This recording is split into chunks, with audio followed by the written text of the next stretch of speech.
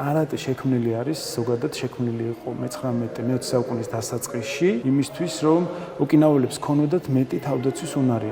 იაპონიაში გაერთიანება ოკინავა როცა გაუერთიანდა და შეუერთდა, ესე ვთქვათ, იაპონიას, ამის მერე იაპონელებმა დაამატეს ამას უფრო თავიანთი შინაგანი, სულიერი და მეორე ეს მთავარი ასპექტი, რაც ახლავს ახლა ამ საბრძოლო ხელოვნებას, რომ პიროვნული განვითარება იყოს უფრო ღრმა, ვიდრე არის თავდაცვა რა. ეს თავდაცვა ეხლა არ არის ისეთი რთული ამბავი. 70-იანი წლებიდან უკვე დაემატა სპორტული მხარე, რომ ეს ადამიანები ხა ვინც ვარჯიშობენ, რაღაც სპორტულ ინტერესს აძლევენ და მისცეს შეჯიბრების, ესე ვთქვათ, წესები. ეს ძირითადი რაც იყო საბრძოლო ხელოვნების ტრადიციული, ეს დარჩა და ზუსტად იმას ვაკეთებთ ჩვენ. ჩვენი შინაარსი და ჩვენი, ესე ვთქვათ, ღერძი მთავარი არის ის, რომ ადამიანი იყოს უფრო ადამიანური, იყოს ძლიერი, იყოს შინაგანად გაწონასწორებული. მეომრის გზა ძალიან საინტერესოა რა. ეს მეომრის გზა არ ნიშნავს რაცა ხმლით მორბენალ ადამიანს რა.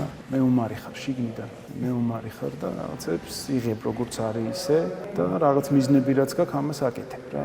ოღონდ ძალიან სუფთად.